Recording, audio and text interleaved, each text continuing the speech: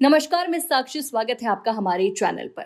सीमांचल की राजनीति में इन दिनों बड़ा उथल पुथल देखने को मिल रहा है और इस बदलाव के केंद्र में है क्षेत्र के वरिष्ठ और प्रभावशाली नेता मास्टर मुजाहिद आलम, जो 2 बार विधायक रह चुके हैं और पिछले लोकसभा चुनाव में एनडीए के टिकट पर किशनगंज से चुनाव लड़ चुके हैं। अब उन्होंने 15 वर्षों पुराना जेडीयू से नाता तोड़ते हुए राष्ट्रीय जनता दल में शामिल होने का निर्णय लिया है, जो सीमांचल की राजनीतिक धारा को एक नए मोड़ पर ले जा सकता है। इस ऐतिहासिक फैसले के तहत नेता प्रतिपक्ष तेजस्वी यादव 28 जुलाई को सीमांचल के कोचाधामन क्षेत्र का दौरा करेंगे और एक औपचारिक कार्यक्रम में मास्टर मुजाहिद आलम को आरजेडी की सदस्यता दिलाएंगे। मास्टर मुजाहिद आलम ने जेडीयू में रहते हुए न सिर्फ पार्टी को सीमांचल में एक मजबूत आधार दिया, बल्कि उन्होंने जनप्रतिनिधि के रूप में अनेक उल्लेखनीय विकास कार्य भी कराए। वो सीमांचल में अल्पसंख्यकों की एक मजबूत आवाज माने जाते हैं और उनकी पहल पर ही डेरामारी में अल्पसंख्यक आवासीय विद्यालय की स्थापना हुई। किशनगंज में इंजीनियरिंग कॉलेज और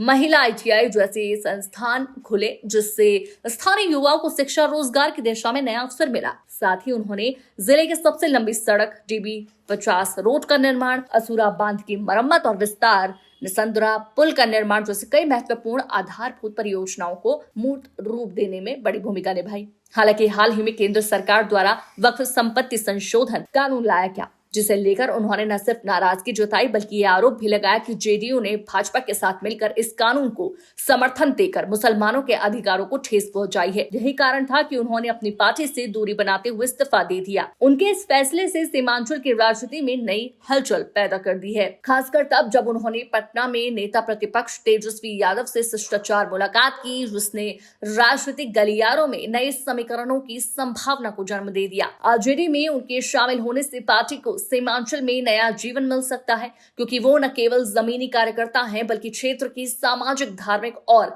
राजनीतिक सोच को भी गहराई से प्रभावित करते हैं। तेजस्वी यादव की ये रणनीति सीमांचल को साधने की दिशा में एक बड़ा कदम मानी जा रही है, जहां अब तक कांग्रेस, जेडीयू और एआईएमआईएम जैसी पार्टियों का असर रहा। आने वाले समय में ये देखना दिलचस्प होगा कि मास्टर मुजाहिद आलम का ये कदम सीमांचल की राजनीति में किस हद तक बदलाव लाता है।